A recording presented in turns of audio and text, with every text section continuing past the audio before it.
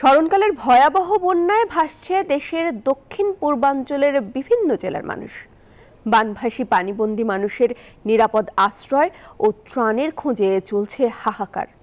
এমন সংকটের সময়ে দিশেহারা মানুষগুলোর পাশে দাঁড়িয়েছে দেশের শীর্ষ শিল্প প্রতিষ্ঠান বসুন্ধরা গ্রুপ। সংকট মুহূর্তে বসুন্ধরা ত্রাণ পেয়ে খুশি বানভাসীরা। কুমিল্লা থেকে হুমায়ুন কবির জীবনের প্রতিবেদনে বিস্তারিত। কুমিল্লায় গোমতীর পাড় ভাঙনে সৃষ্ট বন্যার সাথে টানা ভারী বর্ষণে পানিবন্দী শত শত মানুষ। খাদ্য আর নিরাপদ আশ্রয়ের সাথে প্রয়োজনীয় প্রাথমিক চিকিৎসার জন্য চলছে হাহাকার। একটু সহানুভূতির চাতক পাখির মতো দূর সীমানায় তাকিয়ে বৃদ্ধ থেকে শিশু সব বয়সের মানুষ।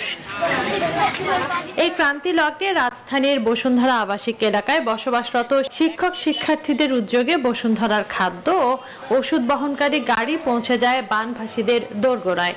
শনিবার দিনভর বুড়িচং ও কুমিল্লা আদর্শ সদর উপজেলার বানভাসীদের মাঝে এসব ত্রাণ বিতরণ করা হয়। বসুন্ধরা ইয়ার থেকে আমরা চাল টাল দিয়ে গেছে, যা কিছু দিয়ে গেছে তার অনেক ধন্যবাদ আমরা জানাইতেছি। তো হক না সিরিয়ামুড়ি তারপরে এটি খাইয়ে আমরা জীবন বাঁচাতে পারবো। বন্যায় আমরা অনেক ক্ষতি হয়েছে, তারা দিয়ে আমাদেরকে অনেক হেল্প করছে, যে এই জন্য তাদেরকে অনেক ধন্যবাদ। বসুন্ধরা গ্রুপের ত্রাণ পেয়ে খুশি বানভাসীরা, কৃতজ্ঞ উদ্যোগী শিক্ষক শিক্ষার্থীরাও। আপনাদের 2-1 দিনের খাবার যদি তাদেরকে পাঠিয়ে দেন, তারা একটা দিন শান্তিতে থাকতে পারবে। আমরা সবাই একত্রে কাজ করলে দেশের এই সংকটময় অবস্থাটি অবশ্যই আমরা একসাথে মোকাবেলা করব। এখানে হচ্ছে এনাফ হাইজিন প্রবলেম, এই জন্য আরো বেশি মেডিকেল টিম আসলে আরো বেটার হয়।